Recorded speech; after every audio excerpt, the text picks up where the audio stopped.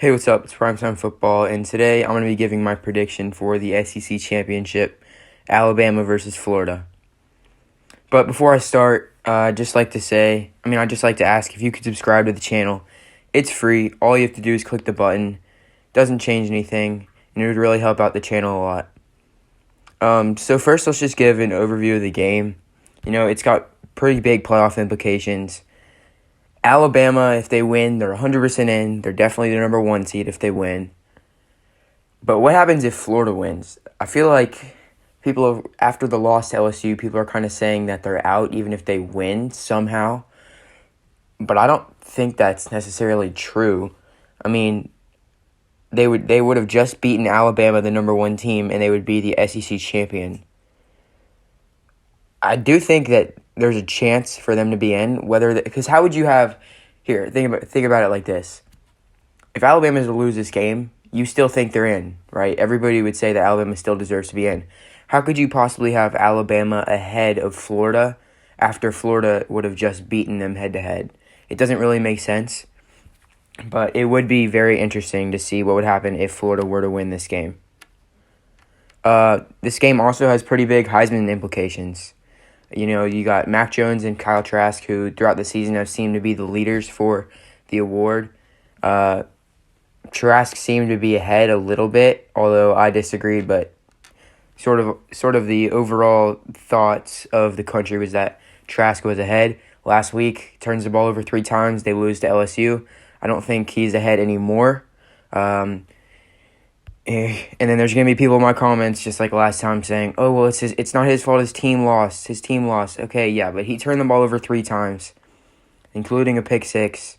He definitely hurt them in that game a little bit. Mac Jones, he had sort of a quiet game last week. Didn't really have to do much. Yeah, that's pretty much it. But also, what I think is the real Heisman implications of this game is Devontae Smith. If he can have a big game, he's really got a shot at winning Heisman. And I know a receiver doesn't usually win it, but he's just having an insane season right now. And I truly do think he is the best player on Alabama. Is he the most deserving of the Heisman? I don't know. But he definitely deserves to have his name up there, especially with a really good game this week. So now I'm going to talk about just Florida this season. They've been really good offensively. Defensively, they've had a lot of struggles. They're scoring 41 points per game and allowing 26 points per game. Their strengths this season have been basically just the pass game. I mean, Trask is putting up historic numbers right now. Kyle Pitts is insane. He's the best tight end I've seen in college football in quite a while. And Kadarius Toney's great as well, too. I think he's very, very underrated wide receiver. So if those are their strengths, the pass game. Their weaknesses is pretty much everything else. The defense is not great at all. 79th in the country in pass defense, 45th in run defense. So they're just not very great. They've cost Florida a few games. I mean, if the defense is better, they don't lose to Texas A&M, and they definitely don't lose to LSU last week, even with Trask's 3 turnovers. And the run game as well. It's really hurt them at times as well, because it doesn't help out the defense when you're scoring in 1 minute because you can't hold on to the ball by running it, and your defense is just going out there and out there and out there and just getting tired. The run game is 102nd in the country, so they're not a very balanced offense. They've yet to play a defense that can sort of take advantage. I mean, they have a little bit, but not in a way that they can shut down the offense. Alabama this season, they've been pretty perfect as of late, at least, sort of starting in that second half of the Georgia game. Overall this season, though, they're scoring 50 points per game and allowing 17 points per game. There's not any really big weaknesses. They have a Heisman contender at quarterback, Heisman contender at wide receiver, who's the best in the country, probably the best running back in the country, Najee Harris. They have an elite offensive line, again, maybe the best in the country, and a very solid secondary with Patrick Surtain leading the way. And one thing that's been improving throughout the season a lot, which I think is maybe the difference between now and earlier in the season, they're struggling on defense, is the pass rush. It's been improving a lot as of late.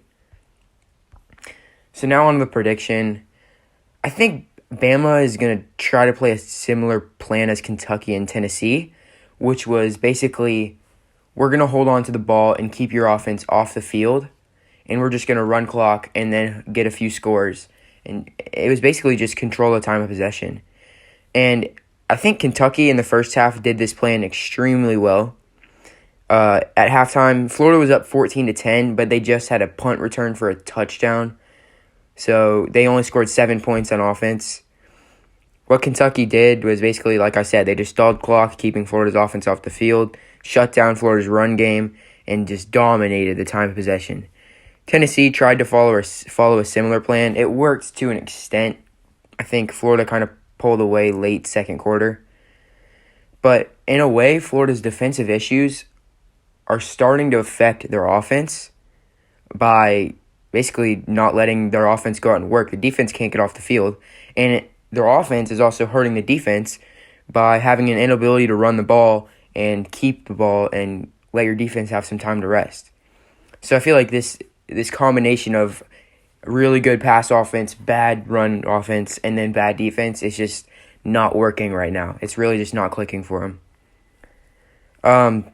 Alabama can do this, but they can do it much better than Tennessee and Kentucky. Obviously, like I said, Najee Harris, probably the best running back in the country, and maybe the best offensive line in the country. They're going to be able to run the ball whenever they want, and Florida cannot just sell out on the run. Like when they were playing Kentucky, they were able to just sell out on the run, and because Kentucky's no threat through the air, they can't just sell the run on Alabama. And if they do, well, we all know it's going to happen. Mac Jones and Devontae Harris are just going to light them up all game. So I think Alabama will try to hold the ball a lot in this game, keep Florida's offense off the field. I don't think you'll see a huge day from Mac Jones because he's not going to need it, in my opinion, if they just try to run the ball, which is what I think they'll do. So watch for Najee Harris to go crazy and Alabama to dominate the time of possession. I'm going to go Alabama 45, Florida 21. If you're a Florida fan and you're looking for some hope, you kind of want to bank it off the idea that Alabama's defensive issues are just being covered up by not playing good opponents as of recent, and that they really aren't that good still. They're still the same defense that Ole Miss played. Because you're not going to get very many stops. I think Florida fans know that right now. So you're going to have to be pretty much unstoppable on offense, and that means they're going to have to be able to run the ball as well. I don't think that happens. So like I said, I got Alabama by quite a bit in this game. Well, that's going to do it for the video. Don't forget to like and subscribe. Comment down below your predictions and your thoughts on my prediction. Thank you.